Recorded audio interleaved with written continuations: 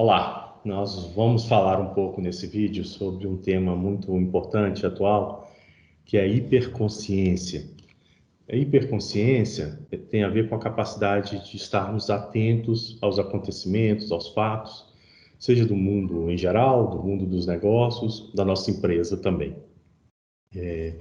Esse tema, ele surge um pouco e ganha relevância no momento em que a gente está enfrentando o que a gente pode chamar de uma mudança de era. Este quadro que está na tela representa muito bem as mudanças de era que nós vemos passando no último século, talvez, em que passamos de uma era que a gente chamava de uma era estável, né, em que a familiaridade com os eventos, né, a nossa capacidade de prever futuro, né, e a nossa capacidade de lidar com a mudança era muito alta. Então a gente conseguia olhar para o futuro, conseguia prever o futuro, a gente tinha familiaridade com as mudanças que estavam acontecendo, e a nossa capacidade de mudar para acompanhar as mudanças também era muito alta. O que a gente o que a gente observa é que nos últimos séculos a gente teve um desenvolvimento de tecnologia muito grande, e esse movimento de tecnologia foi acompanhado também por mudanças no mundo da sociedade, no mundo dos negócios, no mundo do comportamento, né, no comportamento das pessoas. E a gente está, nesse início de século, entrando numa era que a gente chama de era adaptativa. Nessa era adaptativa, o futuro ele é descontínuo, a gente não consegue prever, não tem uma continuidade, uma gradatividade na configuração do futuro, né? As mudanças acabam sendo a regra, né? A única coisa que não muda é que as coisas mudam o tempo todo, né? E elas muitas vezes são muito mais rápidas do que a nossa capacidade de mudar. Temos que prestar atenção nisso. E o futuro, ele é incerto, ele é por natureza incerto, tudo muda muito rápido, e a sinalização dessas mudanças, muitas vezes, não é forte, ela é muito fraca, né? Então, as coisas acontecem muito rapidamente, a gente não consegue prever futuro.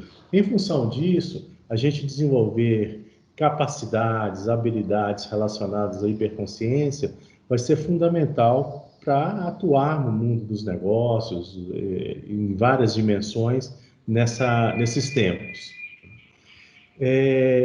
Hoje se fala muito sobre transformação digital, né? A transformação digital tem muito a ver com essa velocidade das mudanças. A transformação digital tem a ver com o impacto de uma série de tecnologias, como mobile, analytics, internet das coisas, na vida das organizações. E vai atrapalhar os relacionamentos, atrapalhar para quem não conseguir performar bem, seja o modelo de relacionamento com os clientes, seja a proposta de valor para os clientes. O tempo inteiro, baseadas em tecnologia, surgem novas empresas, novas startups, novas empresas de tecnologia que podem abocanhar o seu modelo de negócio e atrapalhar muito a forma como você aborda os clientes e o mercado. Estar atento e perceber esses movimentos é fundamental para poder sobreviver nesse momento de mudanças muito aceleradas. O pessoal do IMD, né, eles escreveram um livro chamado Vortex Digital, em que ele apresenta que essas transformações elas não são homogêneas em todos os setores. Então, quando a gente fala, por exemplo, do setor de mídia e entretenimento, as mudanças são muito, muito mais rápidas do que, por exemplo, um setor de manufatura ou um setor de transportes e logísticas.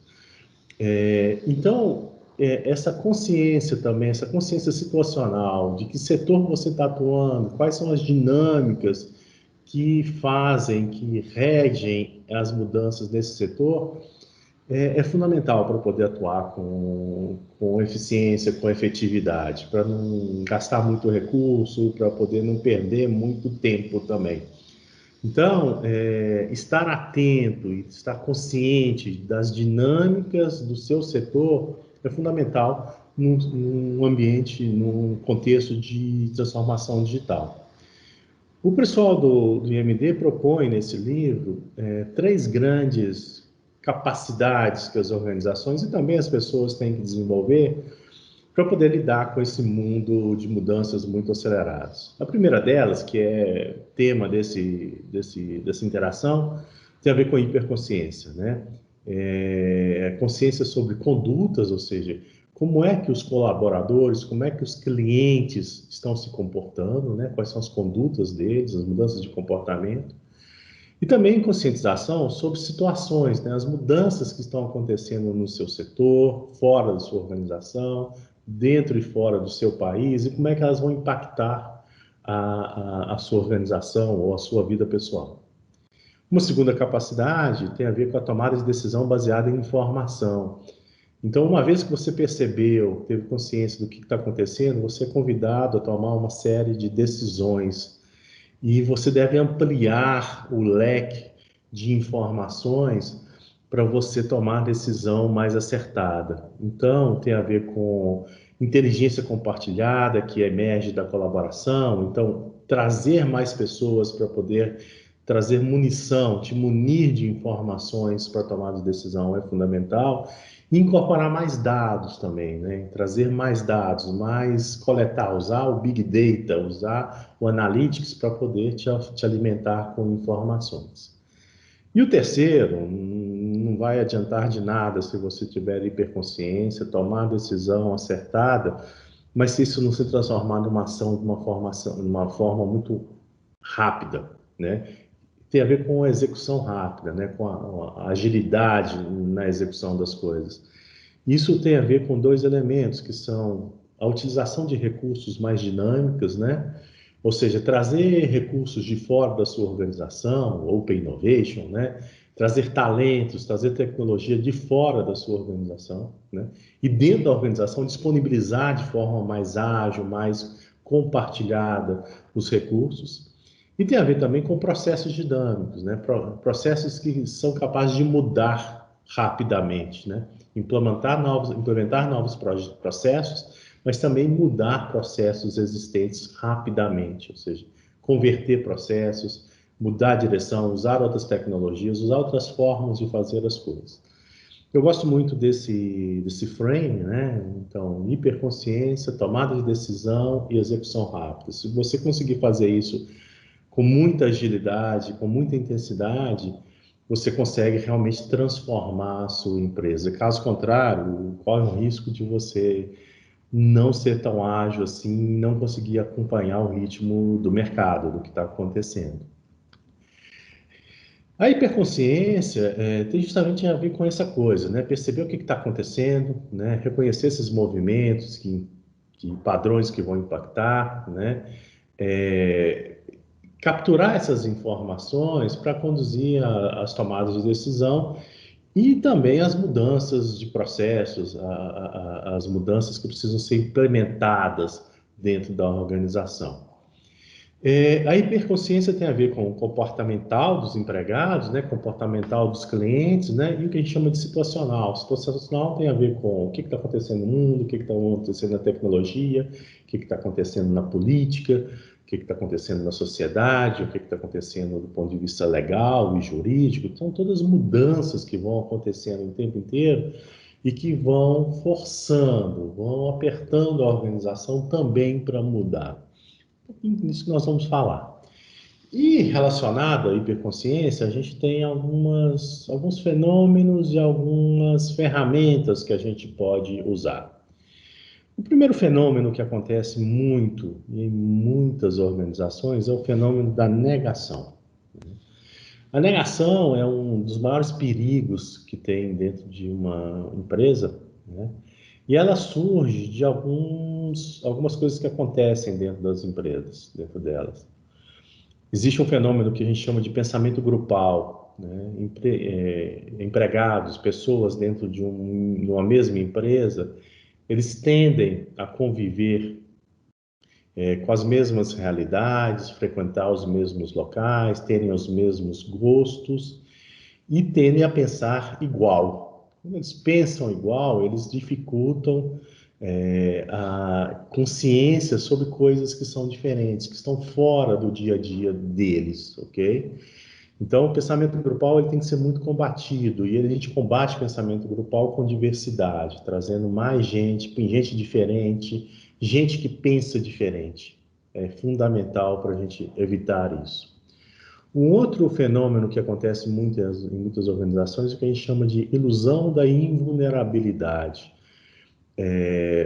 Nós somos muito grandes e aquela empresinha pequena não vai ser capaz de nos afetar, né? Nossos canais são muito grandes e essa outra empresa ou essa tecnologia não vai ser capaz de quebrar-nos, né? Então, essa ilusão, ela cai por terra e tem inúmeros exemplos de startups, de empresas que começaram pequenas, estão quebrando grandes grupos, né? O grupo de hotéis como a rede Accor, né, que tem lá os hotéis da rede Mercury, aqui no Brasil, Ibis, e uma série de redes, está sendo fortemente bombardeada por uma empresa pequena chamada Airbnb, né? Que hoje não é tão pequena mais, mas que em um determinado momento não passava de uma startup com meia dúzia de pessoas que trabalhavam com tecnologia. Então, estar atento a isso, né? Combater essa ilusão da invulnerabilidade é importante para evitar a negação. A outra coisa tem a ver com o que a gente chama de caça aos dissonantes, né? É o combate que se estabelece a pessoas que pensam diferente, né?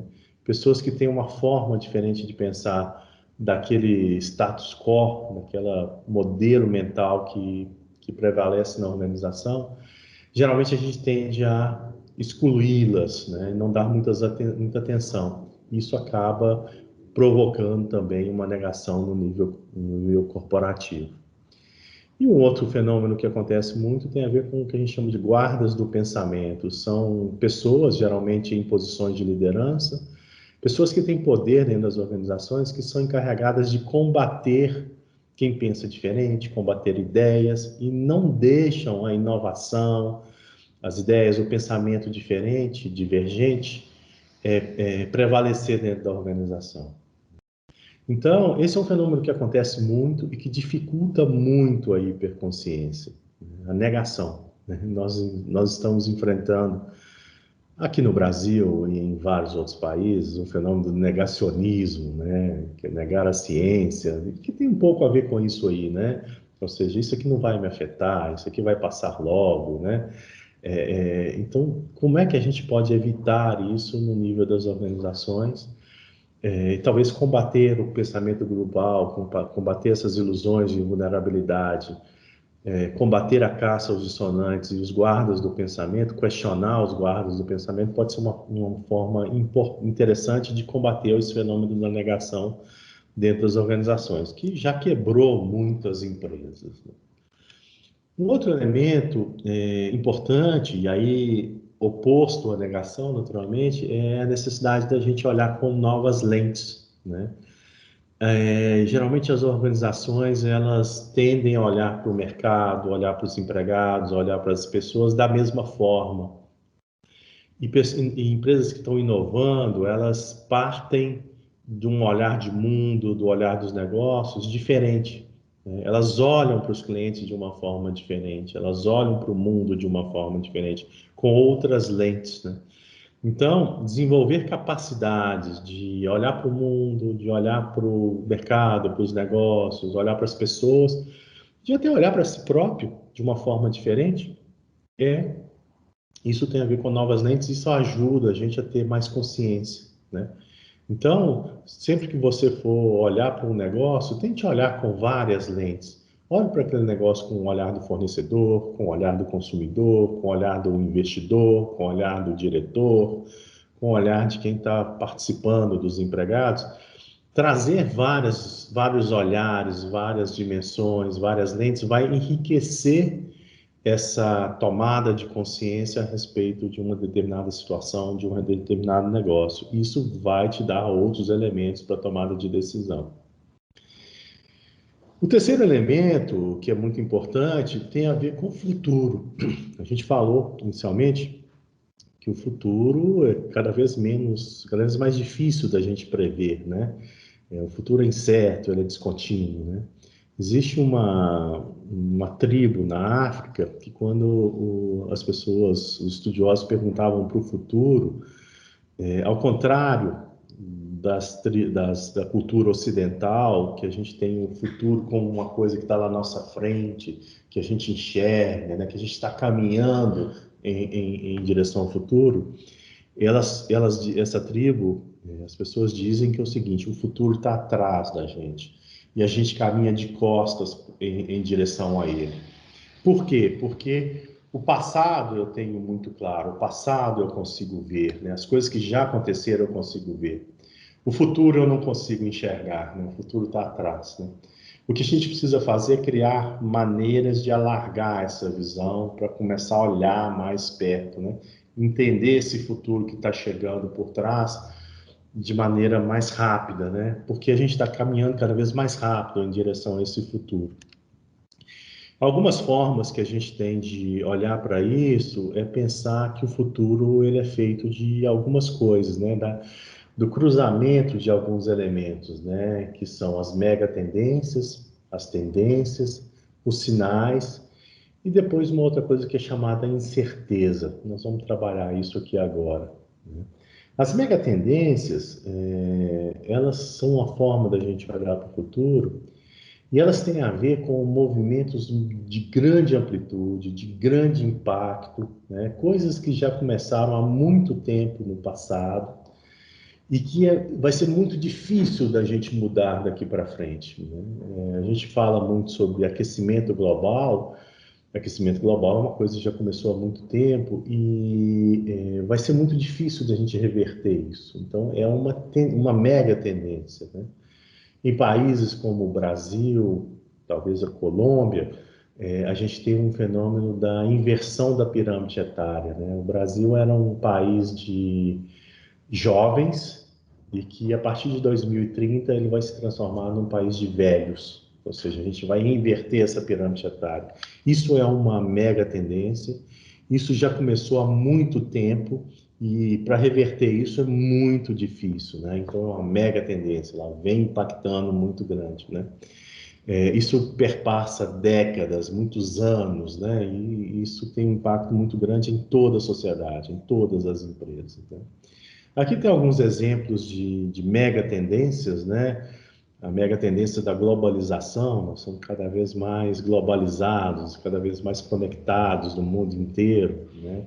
A questão da consolidação de fusões e aquisições que estão acontecendo em ritmos cada vez mais acelerados, a questão da turbulência dos mercados, a China gripou, o Brasil pega a pneumonia, né? Isso tudo acontece o tempo inteiro, né? A hipercompetição, né? A competição não se estabelece mais só no local, ela é uma competição global. O fenômeno da convergência estratégica que precisa ser combatido, que as empresas acabam ficando muito iguais, a comoditização das tecnologias, né? As tecnologias vão ficando cada vez mais commodities e vão caindo de preço, né? O fenômeno da desintermediação, que é acompanhado pelo poder do consumidor, você compra o que você quiser em qualquer lugar do mundo, sem precisar de um intermediário. A gente tem aí o blockchain, uma série de outras tecnologias. Então, essas coisas todas são mega tendências, são coisas que já começaram há muito tempo e a gente vai ter uma dificuldade muito grande de reverter isso. Isso impacta muita gente, muitas empresas durante muito tempo. É o que a gente chama de mega tendências. O outro fenômeno que a gente precisa observar e estar atento a eles são o que a gente chama de tendências, né? As tendências são movimentos também, mas são mudanças um pouco mais graduais, né? Um pouco mais fechadas, que talvez impactem alguns setores e não outros, né? Talvez seja mais localizada, mas que a gente consegue perceber, ok? E elas nos ajudam a compreender principalmente a dinâmica de alguns setores, talvez no curto e no médio prazo, né? talvez em determinados mercados também. Então, dá para fazer um recorte disso aí. Enquanto as mega tendências são muito grandes, as tendências sejam um pouco menores e elas mudam com maior facilidade. Elas não são tão perenes quanto as mega tendências, ok? Aqui tem algumas coisas que da indústria automotiva, né? E pesquisando na internet a gente pode achar de vários setores sobre isso, né? Então, na indústria automotiva, a gente está começando a observar a questão da eletrificação, né, os carros elétricos chegando cada vez mais rapidamente ao mercado, a questão da conectividade, um carro que hoje não está conectado na internet, não é vendível hoje mais, né? A utilização de serviços de mobilidade compartilhada, está aí o Uber, está aí os vários modelos de mobilidade compartilhada e uma série de outras, né? A utilização de impressoras 3D na indústria automotiva, né? A internet das coisas, os carros autônomos, né? Que estão por chegar. Então, são todas tendências, né? Uma forma interessante da gente pensar em tendências e pesquisar é quando a gente olha para as startups. Ou seja, as startups, elas são a semente, vamos dizer assim, de novas tecnologias que vão surgir. Então, quando a gente faz um estudo sobre as startups, a gente enxerga que tem muita startup pesquisando, investindo tempo e recursos para estudar blockchain na indústria automotiva, pode saber que daqui a algum tempo vai ter alguma tecnologia, algum modelo de negócio relacionado à blockchain na indústria automotiva. Então, uma forma da gente entender essas tendências é justamente olhar para o mundo das startups, né? Isso vale para a indústria automotiva, naturalmente, mas vale para vários outros setores, ok? O que vai surgir de empresa daqui para frente? Um outro elemento muito interessante são os sinais, né? Os sinais são coisas que estão ainda não se transformaram numa tendência, são pequenos soluços, né? Que estão acontecendo, pequenos movimentos que estão acontecendo, tecnologias ainda embrionárias que estão surgindo, mas que têm possibilidade de ganhar dimensão, virar uma tendência, virar uma mega tendência, por exemplo. Melhor do que falar muito é trazer alguns sinais, né? Algumas tecnologias estão acontecendo. Aqui tem alguns deles, alguns até mais engraçados, né? A Amazon registra patente para armazéns subaquáticos, né? Bom, sinal, né? Ali tem tecnologia, alguma coisa para começar a fazer logística submarina, né? Uma outra muito engraçada, leite de barata, né? A alternativa rica em nutrientes que os pesquisadores querem escalar, né? Ou seja, como é que eu vou usar leite de barata para ter proteína, né? Mas é um sinal, ou seja, usar os insetos, que talvez sejam a espécie mais abundante no planeta, como fonte de proteína, pode ser um sinal. As coisas podem acontecer, né? Os australianos estão embarcando gado vivo em avião para fornecer para a China, para fornecer para outros países, né? Mudanças na logística, né? A troca de chuveiros por spray diários de bactérias vivas, né? Isso aí tem muito a ver com escassez de água, por exemplo, né? Então, em vez de eu tomar um banho, uma ducha, eu vou passar um spray com bactérias vivas que vão se alimentar da sujeira do meu corpo, do suor ou o que for, né? São tendências, né? Algas marinhas com gosto de bacon, né? Ou seja, essa questão da engenharia genética, né? De usar outros alimentos, né? Mudanças. Então, são todas coisas ainda muito incipientes, muito no começo, mas que estão começando a pipocar. E num contexto de mudanças muito aceleradas, desenvolvimento tecnológico muito acelerado, isso aqui para virar uma tendência, ou virar uma mega tendência, não custa. Rapidamente isso pode acontecer. Então a gente fica de olho nesses sinais, né, no que está acontecendo. Então a gente tem as mega tendências, as tendências e os sinais. A gente precisa estar atento a eles. Um outro elemento muito interessante e muito importante são as incertezas. O futuro é incerto, né? A gente não sabe para onde as coisas estão acontecendo Mas se a gente começar a explorar um pouquinho quais são essas incertezas críticas que a gente tem em relação ao futuro, isso pode nos ajudar a olhar para o futuro. Eu não consigo saber o que vai acontecer amanhã, mas eu tenho duas opções, eu tenho três opções, eu já posso me preparar para essas opções. O estudo de incerteza se relaciona muito com o estudo de cenários, né?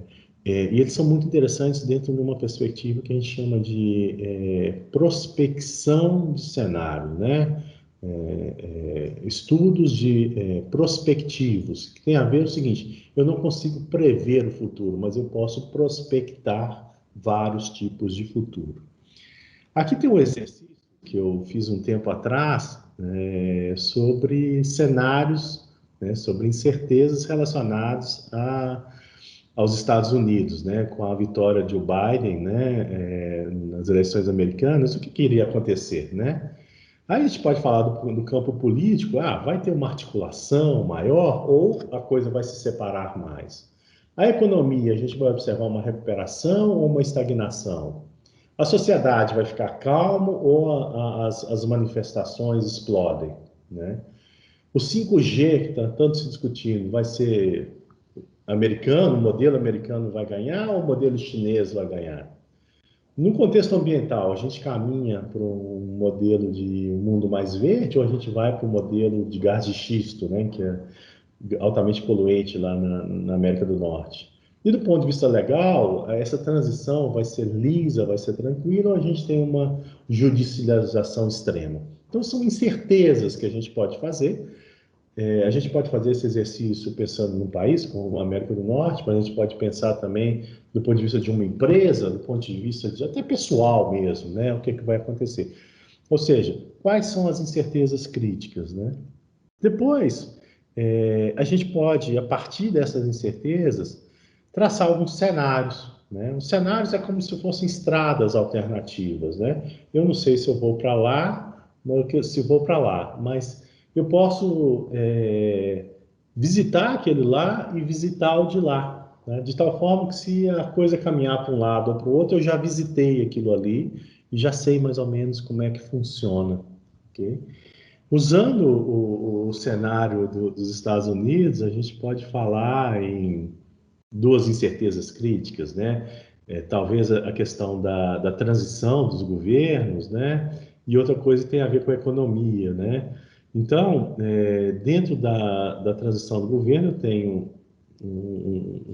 uma posição de judicialização extrema e outra de transição mais lisa, e uma economia estagnada ou uma economia em recuperação. Cruzando essas duas incertezas, a gente monta quatro cenários, né? Então, eu tenho um cenário em que eu tenho a judicialização extrema com uma economia estagnada, né? A gente chamou isso aí de inferno americano, né? Ou seja, é, disputas judiciais em cima de disputas judiciais e uma economia que não decola, ok? Isso é um cenário, né? Depois eu tenho o extremo, né? O outro lado, que seria uma recuperação da economia com uma transição mais lisa, né?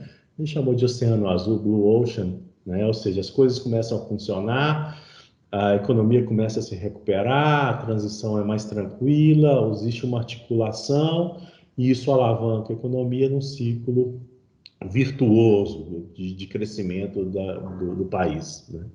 E depois a gente tem cenários intermediários, né? Um com recuperação da economia, mas ainda com uma judicialização extrema, que a gente chama de economia Dalton, né? Podem fazer o que for, mas a economia está funcionando, o resto se resolve. E um outro lado é o que a gente chamou na negrina da tristeza, né? A gente fala muito do casamento aqui no Brasil, né? Aceita na alegria e na tristeza é o seguinte: a economia não decola, mas a transição é lisa, a transição é tranquila, ou seja, não tem um cenário de judicialização muito grande, mas as coisas funcionam, mas a economia ainda tende a desenhar, tende a não a ter dificuldades de decolar a economia. Para cada um desses cenários, você pode fazer uma descrição, e o mais importante é o seguinte: a gente trabalha muito com análise SWOT quando a gente está falando de negócios, né? Forças, fraquezas, oportunidades, ameaças. A gente pode pegar a nossa empresa, né? A empresa que a gente está trabalhando ou está pensando, o negócio, né? E colocar em cada um desses cenários e ver como é que ele funciona, ok? Hoje, depois de alguns meses da transição nos Estados Unidos, me parece que a gente está caminhando para um cenário de Blue Ocean, ok? A transição foi tranquila, a coisa não se judicializou muito e a economia parece que vai recuperar com os investimentos do governo americano. Então a gente está caminhando para um Blue Ocean, mas isso pode reverter em um determinado momento, né? Então, a gente traçar cenários, colocar nossa empresa dentro de cada um desses cenários e acompanhar para ver como é que esses cenários vão para um lado ou para o outro pode ser muito interessante, né? A gente está o tempo todo pensando nisso aqui. Então, cenários é uma forma interessante de olhar para o futuro. Existe um filme do Nicolas Cage chamado Next, né? O título dele em inglês, se não me engano, e é muito interessante porque ele fala justamente sobre isso. Ele é um cara que consegue prever futuro. Na verdade, ele não prevê futuro, ele visita vários futuros. Então, como a gente tem aí nessa animação aí, são vários personagens que saem dele e vão visitar o futuro. Depois que ele visita, ele consegue prever o que está acontecendo. Se está indo para um lado, ele já sabe o que vai acontecer em seguida e ele já se prepara. É muito interessante esse filme e tem muito a ver com essa questão dos cenários, né? Como é que a gente olha o futuro a partir de cenários. Mas existe um outro fenômeno que a gente chama de cisne negro. O cisne negro foi escrito um livro que se chama Cisne Negro, que são situações completamente inesperadas, né? São eventos que acontecem que, quando a gente olha a priori, a probabilidade deles acontecerem é muito baixa, mas o impacto deles é muito alto, né? Tem muito a ver com interrupção do inesperado, né? O Edgar Morin, que é um filósofo francês, que é uma das referências nos estudos de complexidade, ele diz justamente isso, né? A experiência das interrupções do inesperado na história penetrou com dificuldade nas consciências. A chegada do imprevisto era previsível, mas não a sua natureza. Ele diz: espere pelo inesperado. O inesperado está esperando por você, ok? Então, existem coisas que são inesperadas, a gente não conseguia prever, né? Não estavam no nosso radar. Aqui tem alguns exemplos, né? Se no dia 10 de setembro de 2001, alguém perguntasse para a gente, ou afirmasse para a gente, que no dia seguinte aviões iriam colidir com as Torres Gêmeas de Nova York, iriam ser jogados no Pentágono, nos Estados Unidos, etc., a gente diria: o que é isso? Você está maluco, né? Isso aí, a probabilidade disso acontecer é muito baixa, né? Não vai acontecer nunca, isso não vai acontecer. Aconteceu, né? Ou que um tsunami iria invadir o Japão e invadir uma usina nuclear, causando problemas seríssimos para a economia do mundo inteiro e tal. Isso não vai acontecer, né? A crise de 2008, né? E o próprio coronavírus, né? Se a gente voltasse lá para dezembro de 2019 e dissesse que em 2020, início de 2021, a gente estaria com todas as fronteiras do mundo fechadas, né? Com milhares de pessoas morrendo todos os dias, tá? Por causa de um vírus que começou assim assado, ninguém iria acreditar, né? A probabilidade era muito pequena, mas o impacto foi enorme. Ou seja, isso é o que a gente chama de cisne negro, né? Nas empresas tem se trabalhado muito isso, né? Eu não preciso saber prever futuro, mas se eu olhar alguns eventos que podem acontecer e que tem essa dimensão, estar preparado para isso pode ser um diferencial competitivo muito importante. Ou seja, quem soube e conseguiu extrapolar e pensar na probabilidade da pandemia e preparou a empresa para isso, pode ter largado na frente. Okay? Então, são esses eventos. É uma área de estudos muito grande, tem livros escritos sobre isso, mas como é que a gente consegue olhar para isso aqui também com mais naturalidade e tomar as decisões relativas a isso. Cisne negro tem muito a ver com risco, né? Riscos que muitas vezes você não pode evitar, né? Mas você pode tentar mitigá-los. Aqui tem algumas empresas, né, que não souberam fazer isso, né? Quando a gente fala de hiperconsciência, a gente tem várias empresas aí que enfrentaram problemas seríssimos com isso, né? A Kodak foi uma empresa que não soube lidar com isso aí, né? E é um exemplo de empresas que não tinham consciência nem internamente, porque isso é o pior de tudo, né? Elas não tinham consciência das ortodoxias que elas traziam consigo mesmas, né? Ou seja, a Kodak tinha tecnologia, a Blockbuster tinha canais, tinha rede, a Nokia tinha tecnologia, a Xerox, a Atari, e elas não foram capazes de se transformar porque elas não desenvolveram a capacidade de ter hiperconsciência, de ter consciência de que as coisas estavam mudando. Então, é muito importante a gente estar desenvolvendo essas habilidades, né? Combater a negação, trazer novas lentes, olhar para o futuro de uma forma diferente, né? São todas formas da gente ter mais consciência, né? Ter uma hiperconsciência sobre o que está acontecendo.